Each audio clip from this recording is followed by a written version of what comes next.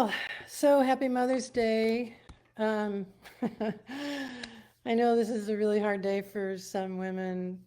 I've been getting emails about it, and I totally understand. And if you're having a really bad day because your abuser's ruining it, or your kids are acting out, or you're divorced and they've turned against you, or for any number of other problems, I understand. And I am so, so, so sorry.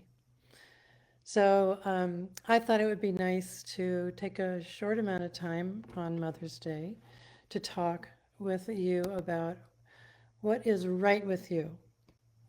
Because we hear and read so much about what's wrong with us, and I don't like that approach at all. So, in fact, when I was looking for a counselor, oh, it's like 10 years ago, I interviewed 5 different counselors before I found the right one. And it took me 5 months to find the right one. And let me tell you what I experienced because it was all about what was wrong with me. When I interviewed counselors, several were Christians and several weren't, but they all seemed to want to focus on why I was abused. They wanted to know I, why I stayed, why I didn't stand up for myself, why I chose him, what made me a victim. And so they were really examining me for my part in the abuse, and that's often what traditional therapy and Christian therapy does. And it's also, what our pastors and our friends and our family often say to us. And I hope you see the problem with this when they're asking us those kind of questions, and nobody's asking, why is he abusing? But in any case, that's a whole nother topic.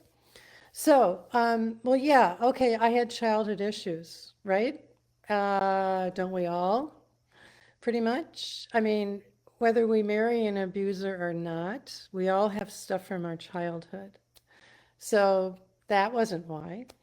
And I chose him because he was the perfect guy. That's who he presented himself to be. I thought I was making a great decision, and so did everybody else in my life. So that wasn't the problem with me. And I stayed because the abuse was psychological, it was covert. I didn't even see it until year 15. And because of his psychological abuse, he had me convinced that I was the problem. So, once again, that's not why I stayed. I mean, I didn't stay because of something wrong with me. I stayed because of what he was doing to me. And I didn't stand up for myself because it's like, seriously, like trying to nail jello to a tree to stand up to covert abuse tactics. I mean, it never did any good. Conversations with him were about gaslighting and blame shifting and rewriting history and confusing me.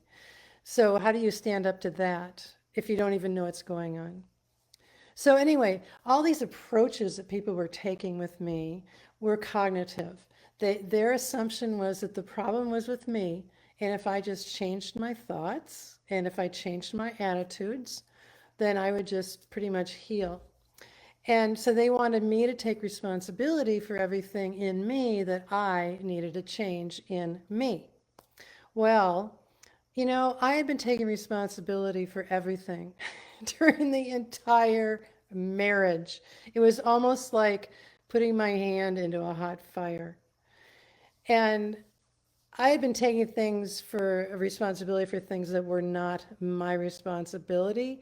And I was already feeling guilty for absolutely everything. And so this approach was really this road to just more and more and more confusion. I mean, it felt like just walking on a road where the tar is melted and you're just trying to lift your feet out of that tar. It was just, ah.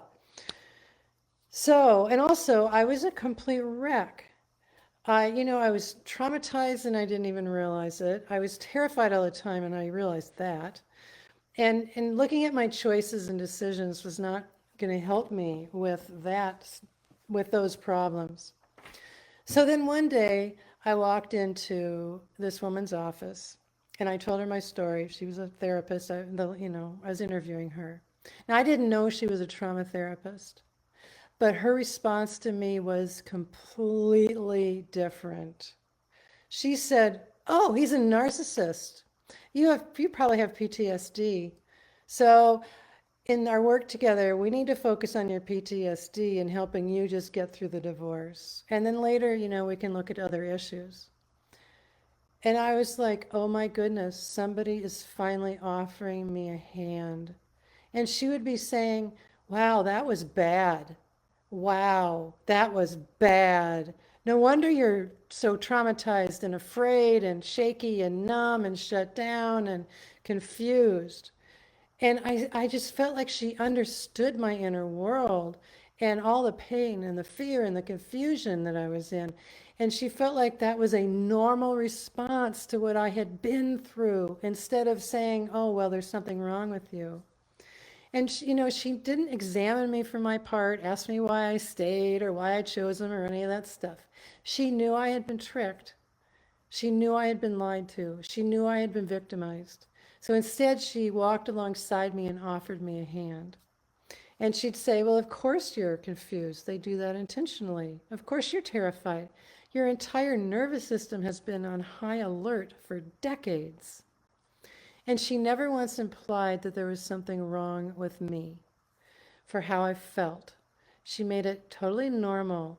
And that was a huge, huge weight of guilt and self condemnation that started to be able to lift off of me. And it was totally freeing. Finally, I wasn't under this microscope looking for what was wrong with me, what I was guilty of. And, she was helping me put all the blame onto the abuser, onto my then husband, where it belonged. And I really felt respected by her. I felt that she saw my strengths in surviving the marriage instead of my weaknesses for staying in the marriage or for being in the marriage. And she really built me up instead of picking me apart. And she supported me through the really hard process of basically being betrayed by almost every single one of my friends, all of my closest friends. And she helped me look at the smart ways that I had actually survived decades of abuse. And eventually we did look at my vulnerabilities, but that time I no longer felt guilty, and I was able to see that even those vulnerabilities were created by my childhood trauma. And that was another thing that I wasn't to be blamed for. And we were able to heal those with trauma work. So, what is right with you? Well, that's what's so important to look at and focus on. It's, these beautiful, beautiful, beautiful traits that actually caused us to be targeted by the abuser. And we were targeted by the abuser because we have these wonderful traits. We're forgiving, we're generous, we're loyal, we're committed, we're dependable, we're faithful, we're honest. I could go on and on and on, but this is the stuff that's right with you. So go ahead and put in the comments the other traits that are so wonderful about you, that are right about you, because that is the important thing that we need to be focusing on. And in the Arise Healing community, we focus on our good qualities. We focus on our strengths. We focus on our abilities so that we can actually start to find ourselves again. We have to undo, and we do this in Arise, the lies and the brainwashing and the ways that our perceptions have been changed about ourselves by the abuse, so that we can really find the woman that God created in us. And she is very, very good. And she is under God's grace.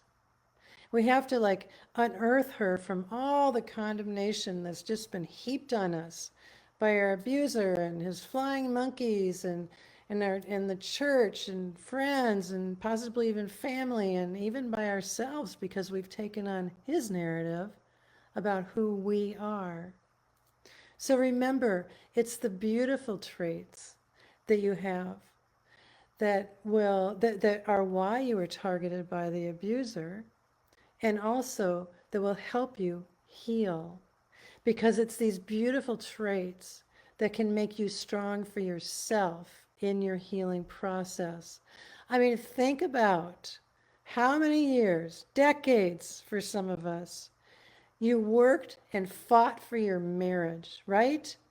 Well, you can put that exact same determination and strength and commitment and loyalty and faithfulness into your own healing. And your strengths are what's going to help you heal, not focusing on your weaknesses, but your strengths. And yeah, we're wounded.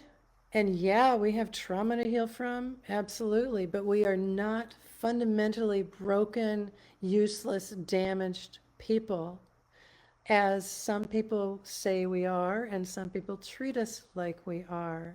We still have this real self, this beautiful, beautiful, wonderful woman that still exists. And if you can't find her, you can find her with healing work.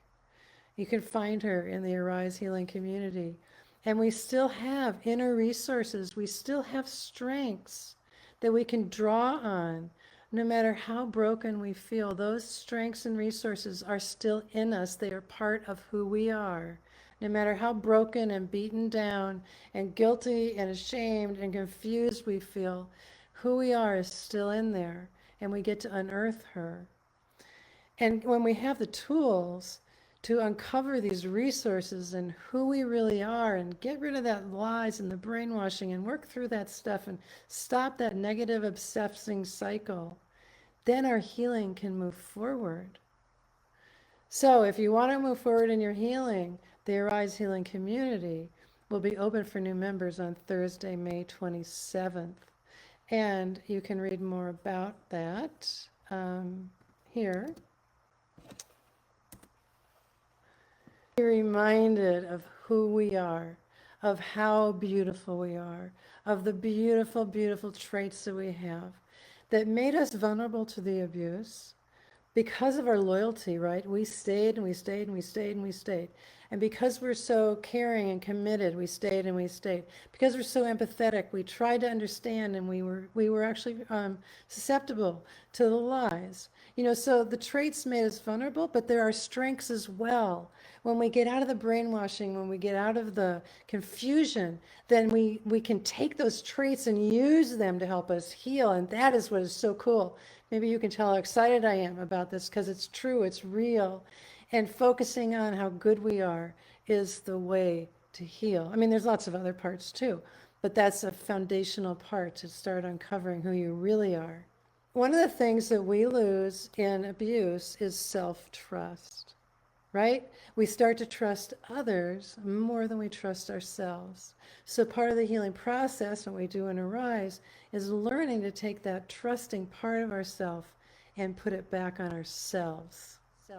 You know, we have used our beautiful traits for other people, for their benefit. It's time for us to take those traits and use them for our benefit. That's part of healing.